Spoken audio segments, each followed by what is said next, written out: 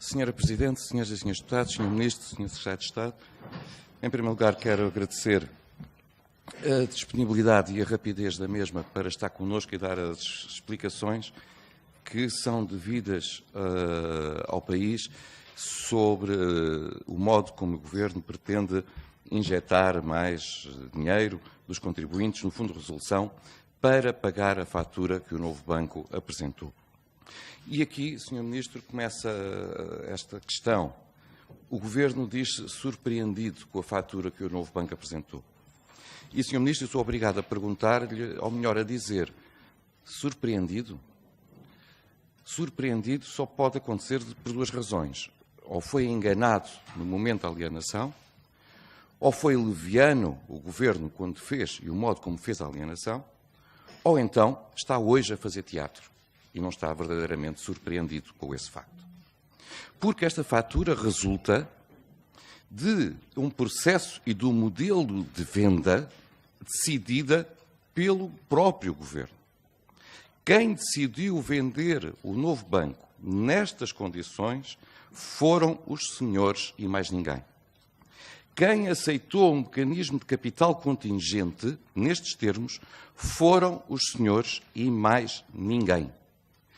E depois, apanhado no seio das suas próprias trapalhadas, e para fugir sempre, como sempre tem acontecido neste Governo, às suas próprias responsabilidades, dispara em todos os sentidos.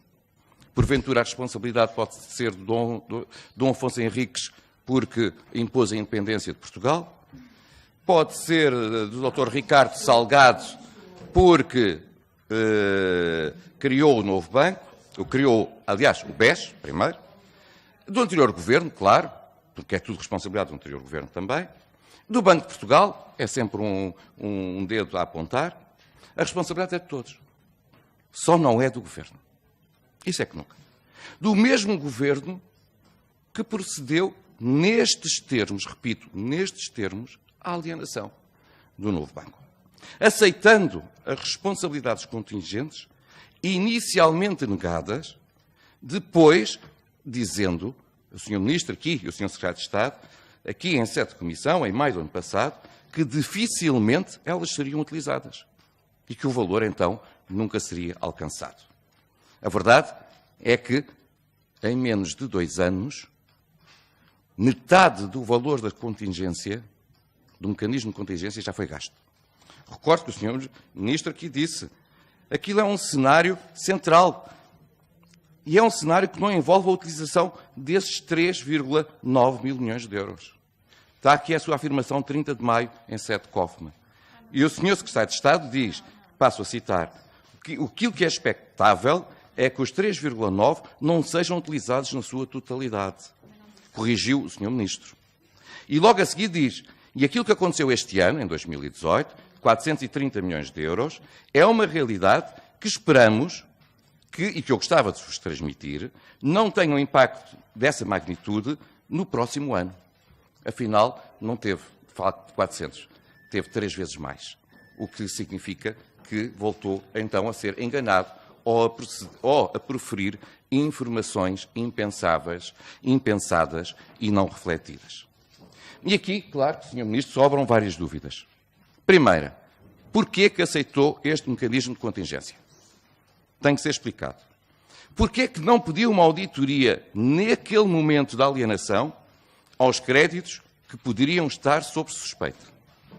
Na negociação com a Lone Star, recebeu dos consultores uma estimativa média de perdas cobertas pelo mecanismo de capital contingente, porque escondeu essa estimativa dos portugueses.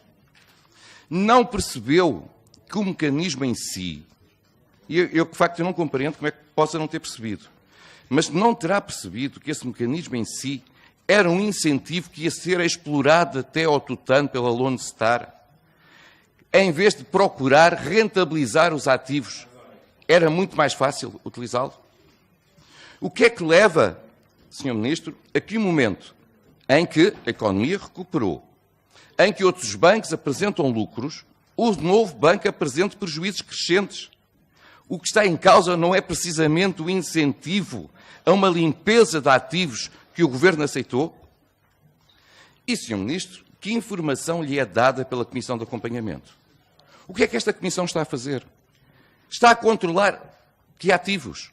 Que relatórios lhe entregou? Quando? Como? Quais? Daí a necessidade, Sr. Ministro, de sabermos o que se andou a passar nestes últimos tempos. É a opinião do Sr. Presidente da República e é a opinião generalizada dos portugueses. O que aconteceu ao BES até à resolução está a ser apreciado na Justiça e foi alvo de uma comissão de inquérito nesta Casa, com um relatório aprovado por larga maioria. Agora, há muito a explicar, de facto, sobre o que aconteceu depois disso. O modo como foi feita a alienação pelo seu Governo. Que garantias foram dadas pelo Governo à Lone Star, quer no contrato, quer assumidas junto da Comissão Europeia? Como têm sido geridos estes ativos? Qual a procura da sua real rentabilização? Como tem se desempenhado as funções da Oliver Wyman, o papel de agente da verificação do valor dos ativos?